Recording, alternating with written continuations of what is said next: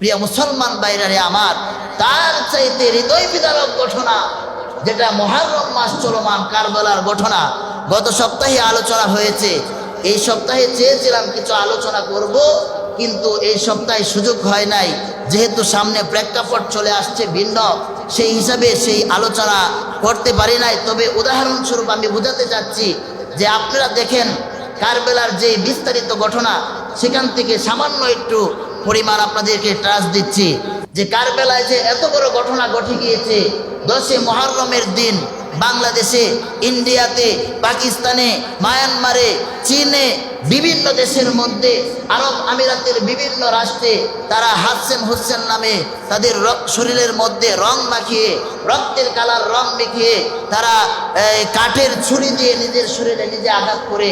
ইসলাম বলছে তোমার নিজের শরীরে নিজে আঘাত করতে পারবে না, তোমার শরীরে যদি অন্যায়ভাবে অন্য কেউ আঘাত করে সেটাও ইসলাম সাপোর্ট করে না। অথচ হাসেন হোসেন নামে তারা 10 মুহররমের দিন নিজের শরীরের মধ্যে রক্ত মেখে হাসেন হোসেন বলে নিজের শরীর নিজে কাটার বাং ধরে এই পৃথিবীর মধ্যে এই অপসাংস্কৃতিক এবং কারবালার এই অপসাংস্কৃতিক চলমান আছে কিনা আপনারা দেখেছেন। 10 মুহররমের দিন এই ঘটনা বাংলাদেশের মানিকগঞ্জে, ঢাকা শহরে, সিলেট শহরে, চট্টগ্রামে বিভিন্ন জায়গায় ঘটেছে এবং কি বহির্বিশ্বে, ইন্ডিয়াতে, পাকিস্তানে, যেখানে মুসলমানদের রাজ্য দাবি করে সেখানেও এই ঘটনা ঘটেছে এবং কি শিয়ারা বিভিন্নভাবে তাদের তো অপসাংস্কৃতিক বাস্তবায়নের অপকৌশল তারা চালিয়ে যাচ্ছে। কিন্তু আমি যেই ঘটনাটি আপনাদেরকে বলতে চাচ্ছি যে ইমাম হুসাইন রাদিয়াল্লাহু তাআলা আনহু এবং ইয়াজিদের সঙ্গে কি ঘটনা ঘটেছিল। যে ইমাম হুসাইনের কথা ছিল যে রাজার পুত রাজা হতে পারবে না, কারণ রাজার ছেলে যদি রাজা হয় তাহলে এই পৃথিবীর মানচিত্রে দেখা যাবে শিক্ষিত সমাজ এক একজন বুদ্ধিজীবী হয়ে যাবে, সে রাজা হওয়ার সমর্থন রাখে, রাজা হওয়ার সমস্ত যোগ্যতা, সরকার হওয়ার সমস্ত যোগ্যতা তার মধ্যে আছে, কিন্তু সেই সন্তানটি পারিবারিকভাবে, অর্থনৈতিকভাবে দুর্বল থাকার কারণে সে সেই স্থানে যেতে পারছে না। হযরতে হুসাইনের এই কথাই ছিল যে ইয়াজিদ, তোমার বাবা ছিল আমিরে মুয়াবিয়া, তোমার বাবা খেলাফত কায়েম করেছে, তুমি তার পুত্র, তুমি খলিফা হবে, এটা আমি মানি না, অন্য কেউ হবে খলিফা। এমন বক্তব্যই ইমাম হুসাইনের ছিল। কিন্তু শেষ পর্যন্ত ইমাম হুসাইনকে বিভিন্ন রাষ্ট্র থেকে, ইয়াজিদ খলিফা হয়েছে, ইমাম হুসাইনকে বিভিন্ন রাষ্ট্র থেকে প্রস্তাব দেওয়া হলো যে আমরা ইয়াজিদকে খলিফা মানি না। কুফার গভর্নর এই নোমান ইবনে বশির, তিনি বলেছেন কুফার 1 লক্ষ মানুষ আপনার সাপোর্ট আছে, আপনি কুফাতে আসেন, কুফাতে এসে আপনি দেখে যান। কিন্তু নোমান ইবনে বশির যখন এই কথা হযরত ইমাম হুসাইনকে বললেন, ইমাম হুসাইন রাদিয়াল্লাহু তাআলা আনহু তিনি কুফার দিকে যাওয়ার জন্য তৈরি হলেন। কিন্তু সাহাবায়ে কেরামের একদল ইয়াজিদ ওইদিকে তার পলিটিক্যাল বুদ্ধি খাটিয়ে যে রাশিয়ার যেই গভর্নর ছিল, শামের যেই গভর্নর ছিল, সেই শামের গভর্নর উবাইদুল্লাহ ইবনে জিয়াদ, তিনি একজন স্বৈরাচারী ছিলেন। সেই স্বৈরাচারী সেনাপ্রধানকে তিনি কুফাতে নিযুক্ত করলেন। আর কুফার যে সাধারণ নম্র একজন গভর্নর ছিল যে হযরতে নোমান ইবনে বশির, সেই নোমান ইবনে বশিরকে অন্য স্থানে স্থানান্তরিত করেছেন। স্থানান্তরিত করে যখন শুনেছে ইমাম হুসাইন কুফার মধ্যে যাবে, উবাইদুল্লাহ ইবনে জিয়াদকে, সে একজন স্বৈরাচারী সেনাপ্রধান ছিলেন, তাকে কুফার মধ্যে নিযুক্ত করলেন যে ইমাম হুসাইন যদি কুফাতে যায়, ইমাম হুসাইন কুফার মধ্যে যদি ভ্রমণ করে, কুফাতে যদি তার শক্তি খাটাতে চায়, তাহলে একমাত্র ইমাম হুসাইনকে পরাজিত করার জন্য, প্রতিহত করার জন্য, ইমাম হুসাইনকে সেখানে গ্রেফতার করার জন্য বা নির্যাতন করার জন্য একমাত্র সেনাপ্রধান থাকলে উবাইদুল্লাহ ইবনে জিয়াদ আছে। তাই উবাইদুল্লাহ ইবনে জিয়াদকে যদি আমি সেখানে ফিটিং করতে পারি, তাহলে ইমাম হুসাইন সেখানে গিয়ে তার যেই ভক্তবৃন্দ আছে তাদেরকে নিয়ে তারা তাদের যেই কৌশল আছে সেই কৌশল খাটাতে পারবে না। কিন্তু শেষ পর্যন্ত ইমাম হুসাইন রাদিয়াল্লাহু তাআলা আনহু ওই কুফার দিকে ছুটলেন। কুফার দিকে যাওয়ার পথে সাহাবায়ে কেরাম বললেন, আপনি যায়েন না কুফাতে, কারণ কুফার মানুষ আপনার বাবার সঙ্গে গাদ্দারি করেছে, হযরতে আলীর সঙ্গে গাদ্দারি করেছে, আপনি কুফার দিকে যায়েন না, আপনার সঙ্গেও গাদ্দারি করবে, এমনকি আপনাকে হত্যা করার ষড়যন্ত্র তারা করতেছে। সাহাবায়ে কেরাম যখন এমন কথা বললেন, হযরত ইমাম হুসাইন তিনি বলতেছেন কুফা থেকে বারে বারে একের পর এক চিঠি আসছে এবং নোমান ইবনে বশির সেখানে আছে, যে নবীজির বিশ্বস্ত একজন সাহাবী, সে সেখানে থাকতে আমার ক্ষতি হবে, আমি সেটা বিশ্বাস করি না। তো ইমাম হুসাইন রাদিয়াল্লাহু তাআলা আনহু কুফার দিকে তিনি যাচ্ছেন। যখন কুফা শহরে তিনি গেলেন, কুফা শহরে গিয়ে দেখে এই নোমান ইবনে বশির সেখানকার সেনাপতি ছিলেন। একদিনের ব্যবধানে সেনাপতি চেঞ্জ করা হয়েছে, উবাইদুল্লাহ ইবনে জিয়াদকে সেখানে সেনাপতি নিযুক্ত করা হয়েছে। নোমান ইবনে বশিরকে ওই রাষ্ট্রের একবারে শেষ প্রান্তে বর্ডারের মধ্যে সেনাপতি নিযুক্ত করেছেন। নোমান ইবনে বশির আর চিঠি প্রেরণ করতে পারেন নাই। তখন তো মোবাইলের যুগ ছিল না, কম্পিউটারের যুগ ছিল না, টেকনোলজির যুগ ছিল না, যে মুহূর্তের মধ্যে সংবাদ দিয়ে দিবে, যে গোয়েন্দার মাধ্যমে সংবাদ পৌঁছে দিবে যে সেখানে এই নোমান ইবনে বশির সেখান থেকে পরিবর্তন হয়েছে।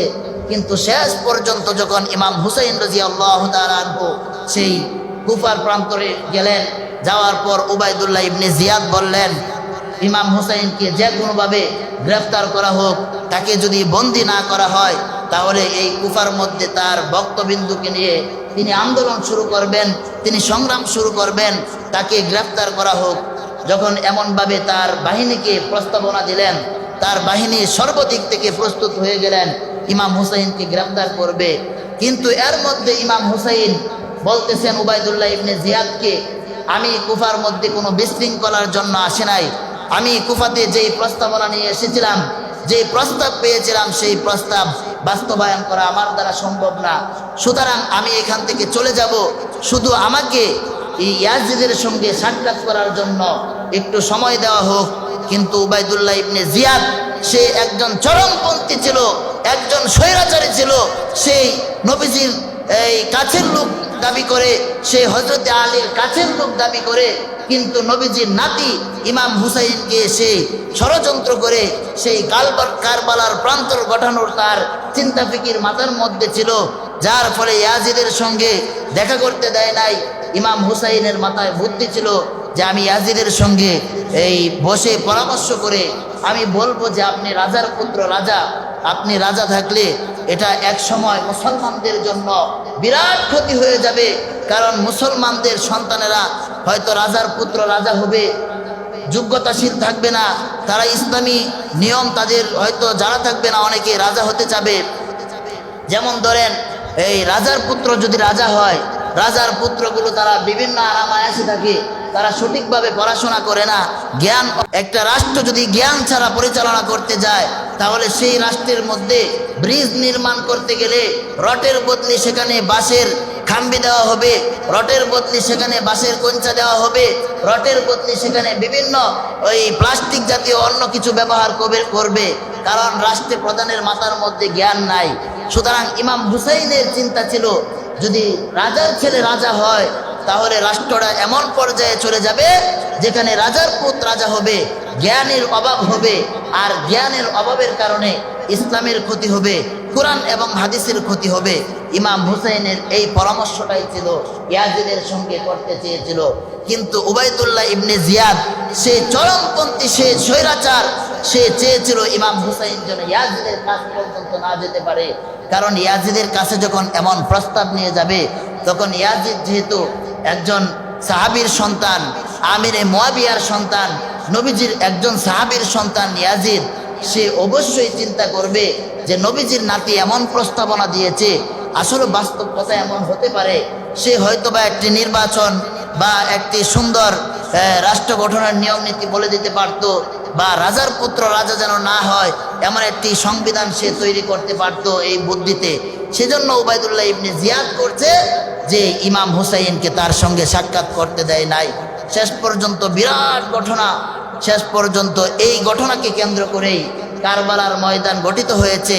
ইমাম হুসাইনের চিন্তা ছিল না যে সেখানে গিয়ে সে যুদ্ধ করবে, তার বাহিনীকে নিয়ে তাদের সঙ্গে এই যুদ্ধ করবে। যদি যুদ্ধ করার প্রস্তুতি নিয়েই ইমাম হুসাইন সেখানে যাইতেন তাহলে তার সঙ্গে যুবতী বয়সী, অল্প বয়সী যে তার কন্যাগুলো ছিল তাদেরকে নিয়ে সেখানে যেতেন না।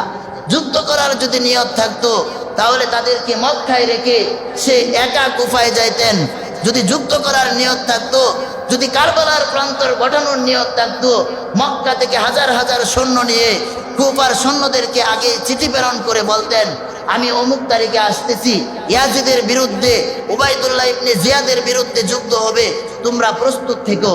এই ঘটনার থেকে বোঝা যায় যে ইমাম হুসাইন সেখানে যুদ্ধর জন্য যায় নাই। ইমাম হুসাইন গিয়েছিল যেন ইয়াজিদের সঙ্গে বসে সে একটি সুন্দর বৈঠকে আসতে পারে, যেন রাজার পুত রাজা না হয়, শিক্ষিত সমাজ যেন রাজা হতে পারে, জ্ঞানী মানুষ যেন সরকার হতে পারে, জ্ঞানী মানুষ যেন রাষ্ট্রের প্রধান হতে পারে, জ্ঞানী মানুষ যেন এমপি মন্ত্রী হতে পারে, তাহলে সেই সমাজের জন্য ভালো, রাষ্ট্রের জন্য ভালো। এই চিন্তা ইমাম হুসাইনের ছিল। কিন্তু শেষ পর্যন্ত ভিতর দিকে গাদ্দারি করে উবাইদুল্লাহ ইবনে জিয়াদ এই কারবালার প্রান্তর গঠিয়েছে। এবং কারবালার ঘটনা আপনারা অনেকেই জানেন। প্রিয় মুসলমান ভাইরারে আমার, শেষ পর্যন্ত ইমাম হুসাইনকে সেখানে শহীদ করা হয়েছে। আল্লাহ রাব্বুল আলামিন যদি তৌফিক দান করেন, তাহলে সামনে কখনো যদি সুযোগ হয়, তাহলে কারবালার বিস্তারিত ঘটনা একাধারে 1 সপ্তাহ 2 সপ্তাহ আলোচনা হবে। একবারে বিস্তারিত যেই ঘটনা আছে, আল্লাহ রাব্বুল আলামিন তৌফিক দান করুক। সকলেই বলি আমিন।